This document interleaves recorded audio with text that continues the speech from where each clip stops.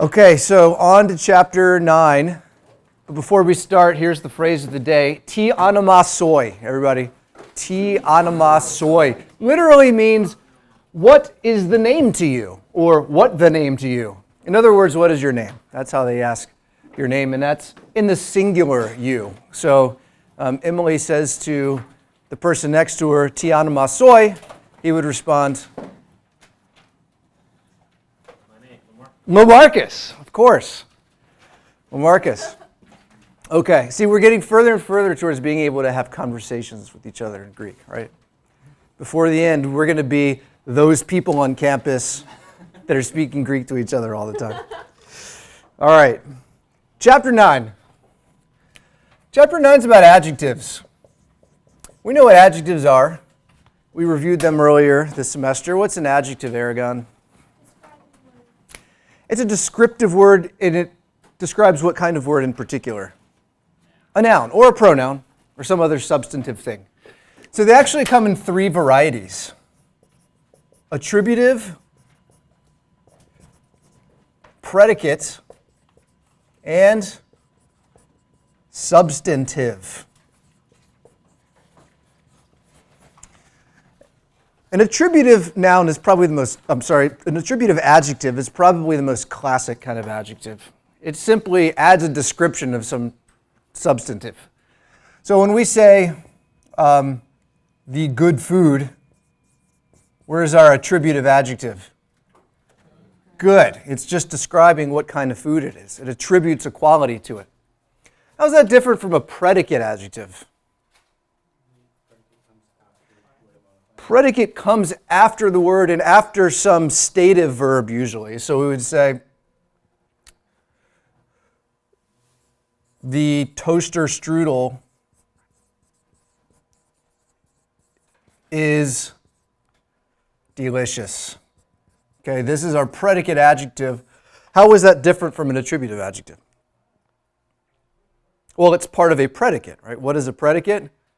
A predicate is, at the minimum, the verb, and any complements to the verb. So it says something about the subject rather than describing the subject. Toaster strudel is delicious. And then you have the substantive adjective. What does that mean? It takes the place of a noun, an adjective that acts like a noun. So if we talk about the highest good, arguably that's just an adjective converted into a noun. At which point we can say it's kind of a noun, but a substantive adjective. Okay, so in Greek you're going to have all 3 of these types of adjective. What's going to be different in Greek, though, is because Greek's an inflected language. When an adjective modifies a noun, it's going to have to agree with the noun. Agree with it in what? It's that which draws us to itself. And everything below it is instrumental in getting us there. But this is, of course, an adjective just converted into a substantive or noun. If we had ha agathos, though, what have I changed? The gender. So what difference does it make? This is the good, as in some kind of thing. This is, now it's the good man. And this is where the article and the ending of the adjective tell you a lot about the entity. So if it's masculine, you know it's talking about a male. And you can simply add the word man if you want. Now, if we had hoi agathoi, now what would we say? The good men. So the endings are telling you not only the gender, but also the number. And of course, the case. All right, and then predicate adjectives.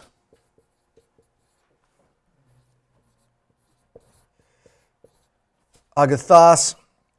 Now let's pretend like the word estin is here just for a second.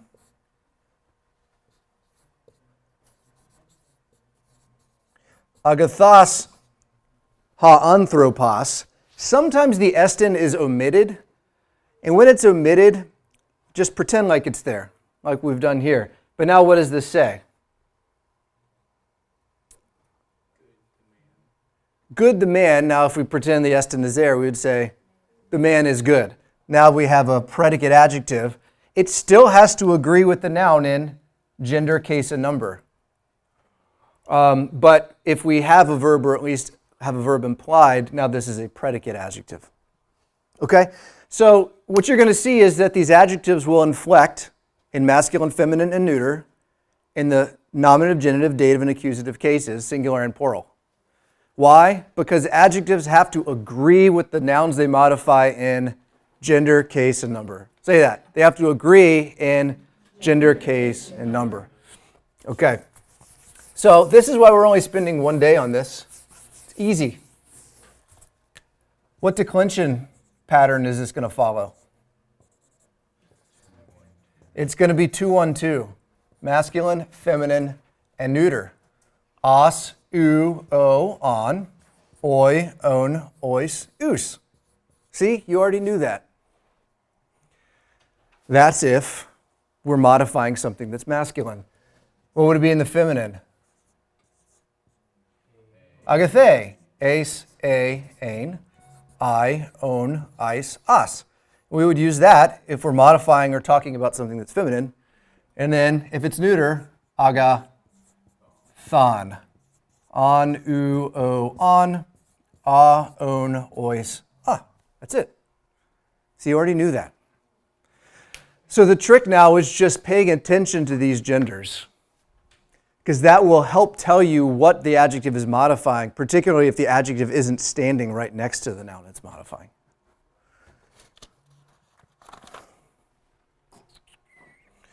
All right, I'm going to erase that because you know it.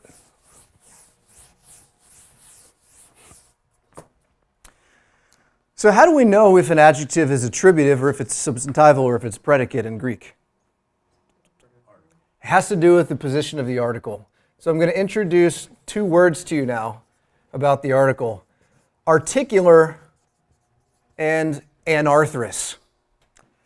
If we say that an adjective is articular, that adjective has an article with it.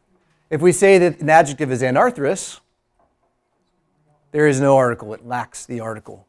Okay, so how do you know if an adjective is attributive? The adjective will usually have the article.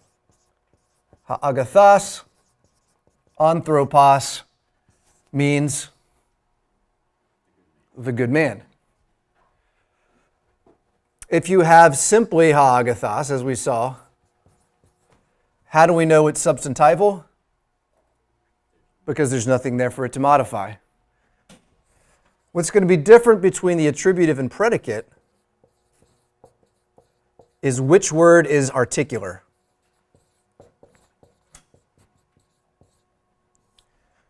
Now, which word is articular, the adjective or the noun? The noun. So this is what makes the difference. If your adjective is articular, it's an attributive adjective, and we would say what? The good man. If the adjective is anarthrous, it's a predicate adjective, and we would say the man is good. You see that? That's the only difference between the good man and the man is good in Greek, is whether the adjective has the article or lacks it. So this is one of those really technical points that you might think, that's just too tedious. We've really gone too far now. Well, actually, that's going to come up all the time in translation. You need to know the difference between attributive and predicate position of the adjective. Now, what's difficult, though, is if you just have a good man and there's no article. A good man,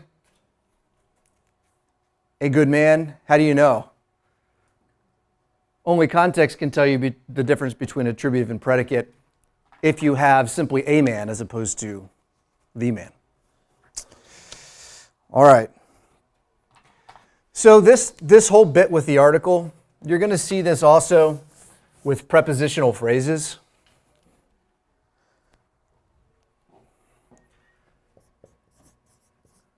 So tous in Bethlehem. There's your article, there's your preposition, there's your object of the preposition. What is the article accomplishing there? Compare it with this. The same thing that the article here is accomplishing, which is what? It's telling you that what follows is attributive to something. You see that? Ha plus something that's attributive, the article plus something that's attributive. So now we have something that is in Bethlehem. You see that?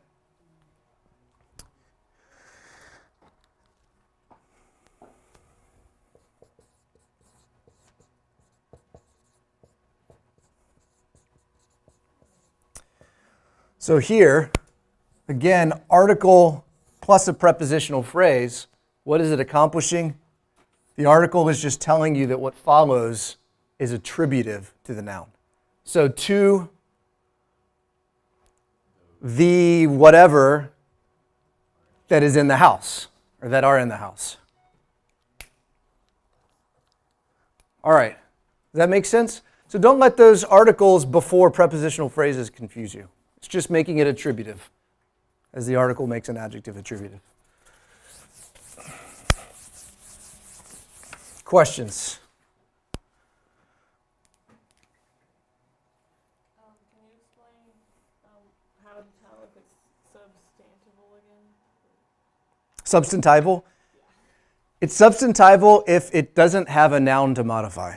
If you just have the adjective standing alone, then it's acting like a substantive or a noun. So what kind of context would determine what it is if there's no article? That's a great question.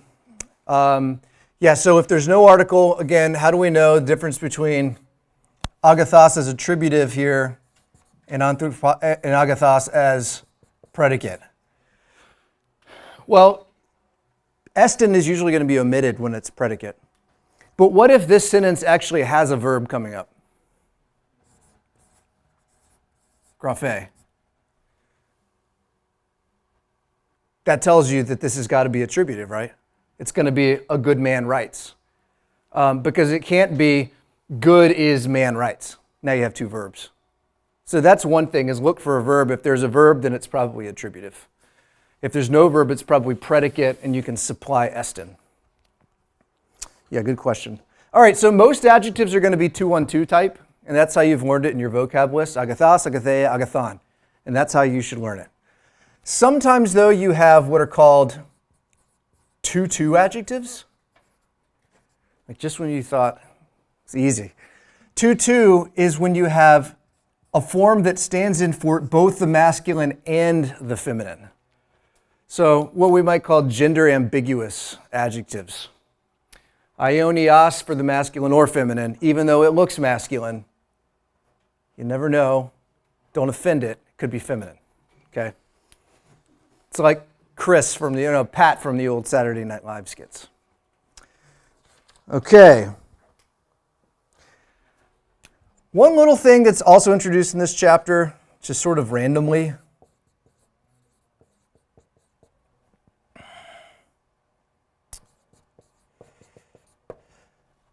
Ta pneumata is technically a neuter plural.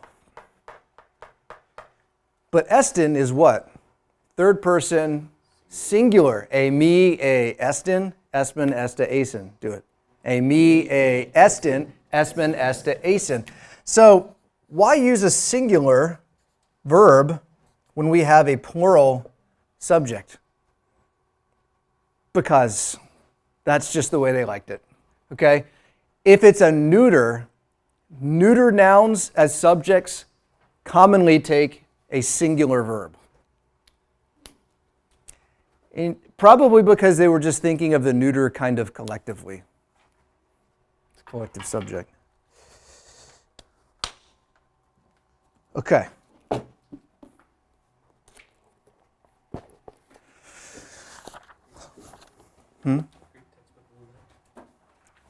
Yeah, just open up to a random page and quiz you on it.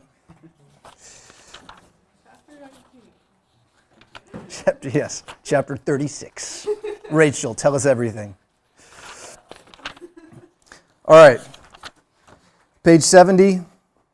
Here's our vocab. So now you know what these adjective lexical forms mean, right? When you're looking for the lexical form of an adjective, where are you going to find it in the dictionary? Under the masculine. Where are you going to find the lexical form of an adjective in the Greek dictionary? Under the masculine form. Agathos, not under the feminine form agathe. All right, so here we go. Agathos, agathe, agathon. And that's where we get the word Agatha, the name Agatha. Probably none of you have ever known an Agatha. You've probably heard of some relative you had many generations ago named Agatha. She was the good lady. Agapetas, agapete, agapeton. This is one of Paul's favorite ways of talking to his churches. He calls them agapetoi, beloved. Agapetoi mu, my beloved. Ionias, ionion. And yeah, that's where we get the word eon. So we talk about, I've been doing it this way for eons and eons. I mean ages and ages. And that's, by extension, it comes to mean eternal. Alelon, apokrythe, hadoulos doulou. Actually, a very common component of Greek names today. Have you ever known any Greek people with a dual in their name? I knew someone once named Crispadoulou. Crispadoulou. It's awesome. I love it. It's not funny. It's really cool. That's why I studied Greek, was because of this person. Aeon. Emas, eme, emon. Hein, tele, inteleis. Kathos. Kakas, kake, kakan.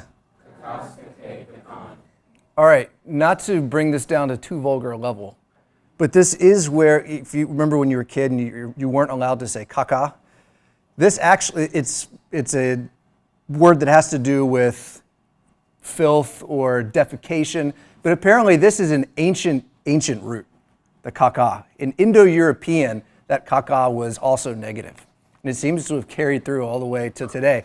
Either accidentally, because that just sounds negative when you say kaka, or maybe because each step of the way there's been direct borrowing. I don't know the answer.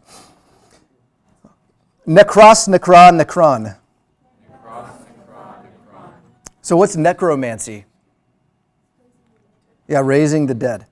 Pistos, piste, piston. I'd rather be pistos than piston. That's just me. Paneras, panera, paneron. Protos, prote, proton. Any science people in here? Yeah, that's where we get proton. Was it the first particle discovered, or was it because the proton's of primary importance? Anybody know? Yeah, maybe the first one's theorized. Or maybe they were thinking it was like the most basic of all particles. I don't know. It's revealing my ignorance. All right, tritos, trite, triton. All right, now look down. Say it, 52.59%. More than half. Only learned 1%. The percentage is going up. Sometimes it does that, but then sometimes it'll jump up again. And then eventually you'll learn like 0.03 per chapter. Yeah. What the nuanced difference in meaning between aneros and kakos? Yes, there is. Kakos usually has to do with moral depravity. Paneros often has to do with moral depravity, but I think originally it had more of a sense of rottenness or faultiness. I don't know that it was necessarily applied to, say, fruits and vegetables or foods, but I think it was more in that semantic range, whereas kakos tended to be more in the range of moral inferiority. But they can be used somewhat interchangeably. Mm-hmm.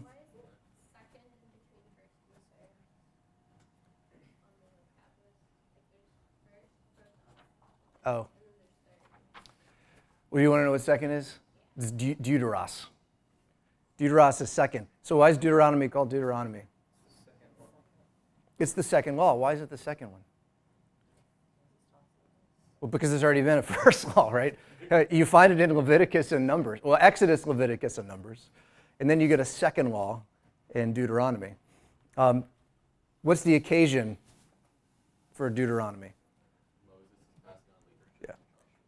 Yeah, Moses is standing at the border before they go into the land, and he's reiterating the law in slightly different form. All right. Yeah, any other vocab questions? See, a lot of these words you're going to be able to attach yourself to because of some cognate in English, or because you've been to church and you've heard that a doulos is a slave, something like that. That's the word. Doulos is the word, again, that Paul uses of himself, often in the opening of his letters. He'll say, Paul, a doulos of Jesus Christ, a slave of Jesus Christ. And it'll often be translated as servant, but that was the word that was used for a slave in that time and period. That was the word. And why would Paul describe himself that way?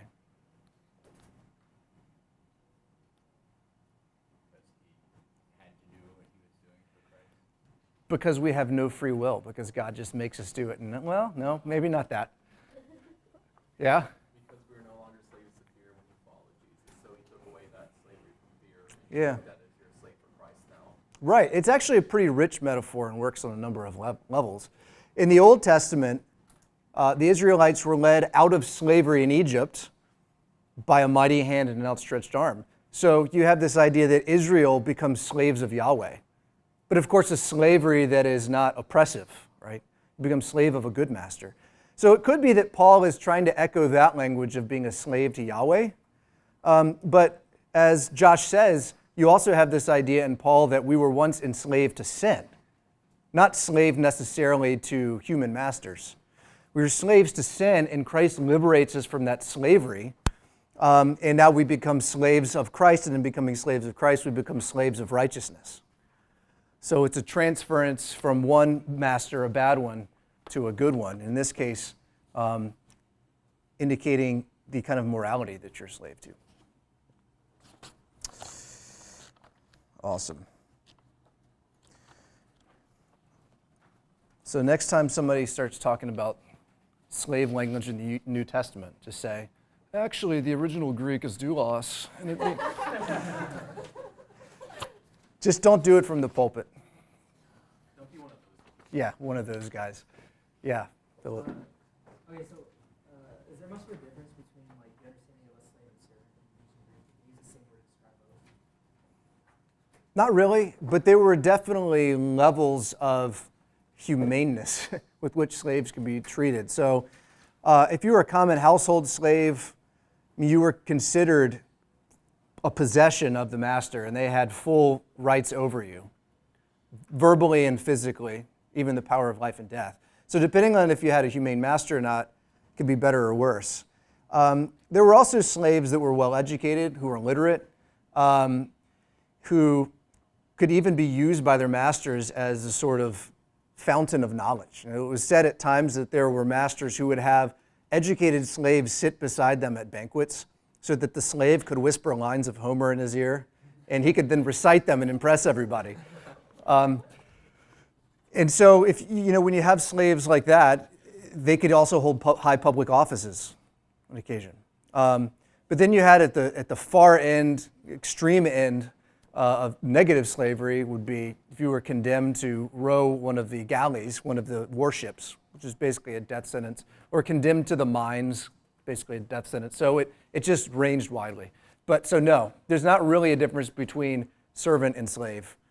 There were just differences in how you could be treated, yeah. So was that first one apply to people like Joseph and Daniel, who were slaves, but they were immediate servants to the kings and moved up? Yeah, and that's a little different because it's not Greco-Roman culture. It's ancient Near Eastern, much older Near Eastern culture. But possibly, yeah, you have a slave that's elevated to the point that he holds a high position. And if he's a slave, he's really only a slave to one man, Pharaoh. But you also have occasions within Israelite society of indentured servitude, which was different as well because it was by agreement only for a certain time. Okay. Let's go to page 23 of the workbook.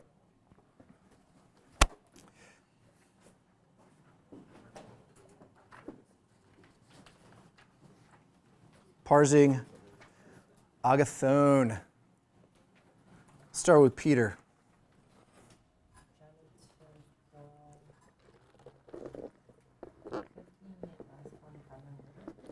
Yes. Any of the three genders. Yeah, and so for the lexical form, remember, you can just say the masculine agathos if you want, or you can put agathos, agathe, agathon, and it would mean.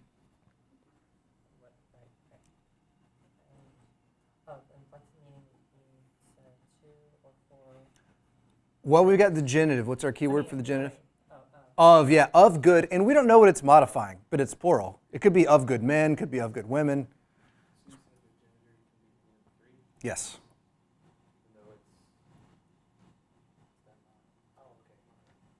Yeah, no, you're good. All right, Aragon, pistos.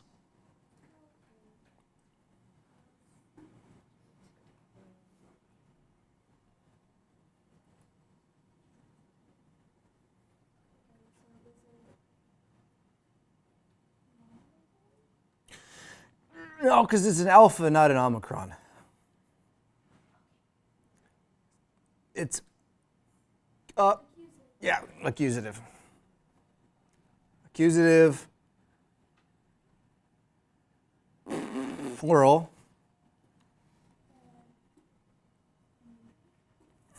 feminine. Nice, okay. And it comes from pistos, and it would mean faithful. Faithful women or something like that, right? Because it's feminine. Faithful women. Okay, kako, Emily?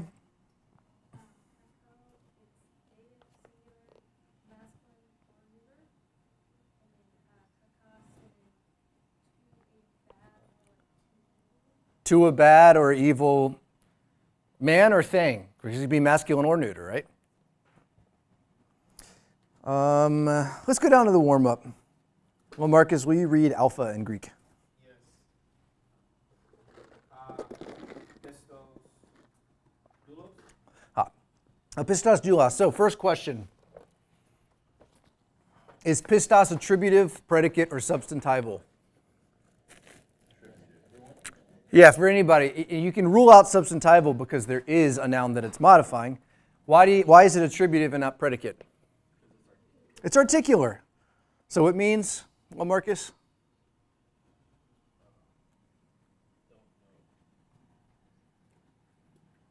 Anybody? Josh? The faithful servant. I bet you that comes from one of Paul's letters. Does it?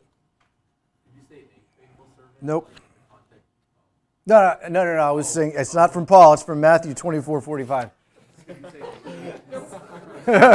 Nope. Don't even ask it. Okay, wait. Say it again. So could you say a faithful servant in the context of it, or would it always be? No, because it has the article. Okay. The definite article, so it's the faithful servant. All right. Hetrite hemera. Okay, it's dative, right? What's our key word for the dative? To. So is this an attributive adjective or a predicate adjective? Attributive because it's articular. So it's to the third day. Or it could be, depending on where this comes from, it could be in te trite hemera, which would be on the third day, right? The in I just made it up. Yeah. All right. Hey, Connor, will you read gamma?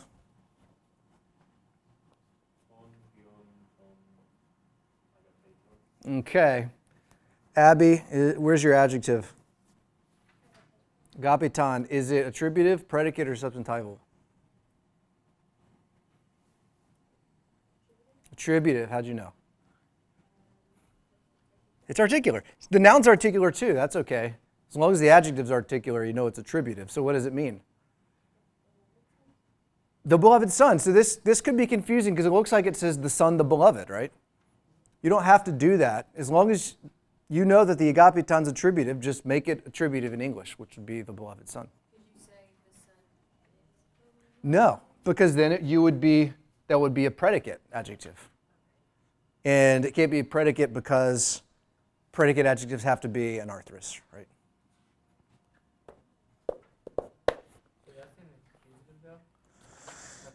Yeah. Oh, man. My book is falling apart. It is accusative.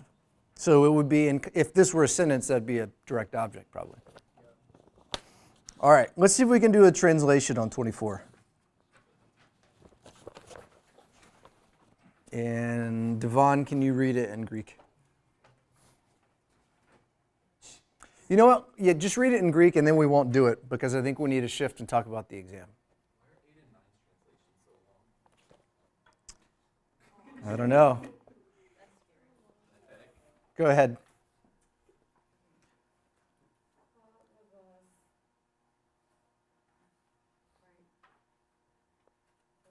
Mm-hmm.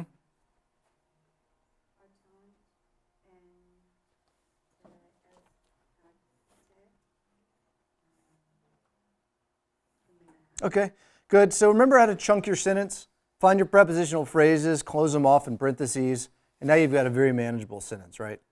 The word will judge him on the last day. See that? And there you have it. Okay, so we got an exam Wednesday. It's gonna happen. You can ignore it, but it's coming. So I've put a couple documents up here. First of all, I put a review guide. Well, you've seen that. I put it up last week. But I've also put up some blank versions of the declension paradigms. So here's your first and second declension nouns. Okay, I've just put a blank version of it up too. So it's got the same title except it says blank. Makes sense? Okay, and there it is. So you can use these to practice. You might not want to use a lot of print pages if you're paying for those, but if you want to, you can do it there or just do it in your notebook. But in any case, I have blank versions of all of them, so I put them up. So the same for the adjectives. Here's the 212 forms we talked about today. Okay, so that's that. So on the exam, what's the format? Okay, yeah. Vocab, how much of the exam is that going to make up? 45 to 50. Yeah, I think I said 45 to 50%. Why don't we say 50% because I think it's probably close. No, 20%. Oh, the translation is 45. Yeah, hold on. So vocab is about 20 to 25%. Forms is going to be about 50%. Okay, what's going to make up the rest? Translation and parsing, which is going to make up about 20%. Translation will probably be 3 sentences, and then I'll underline some words and I'll say parse it. So if I give you lagu, this is the way I like for you to do it.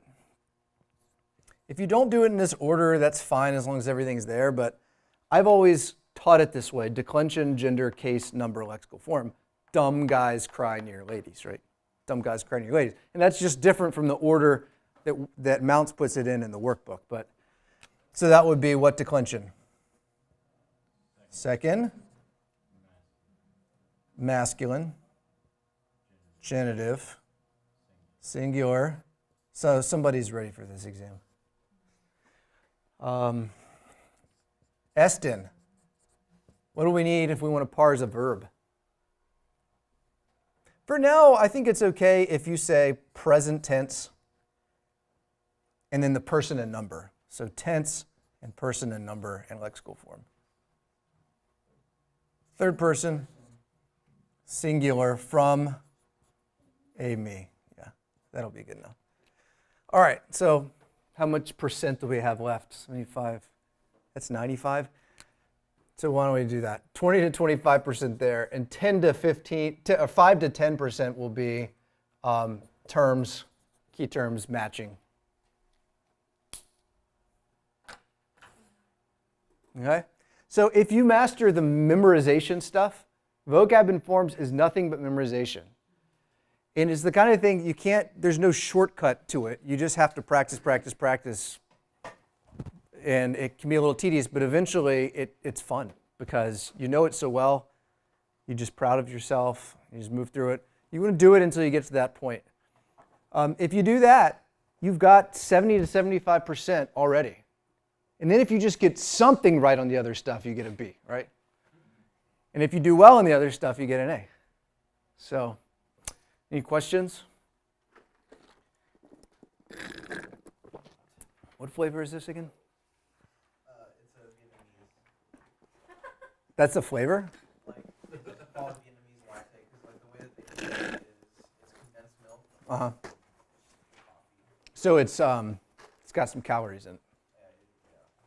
It's an energy drink. Tell me it's an energy drink. I'm desensitized to caffeine. Okay. Yeah. Yeah. I have a question going back to the translation problem we did. Okay. So you said the word will judge him on the last day. Yeah. Instead of in the last day. Well, where'd the to go? Because it's dated. Right. Remember, sometimes it's dative not because it's an indirect object, but because there's a certain preposition that governs the dative. So then you don't have to translate both the preposition and the word to. So it's not in to the last day. It's dative because it's location. Place where, right? On the last day. Location temporally speaking. That makes sense? So in other words, there's more than one reason why something can be dative. Dative because it's an indirect object, or dative because it's the object of a preposition. Okay. All right. Yeah, thanks for asking that. It's a fair question.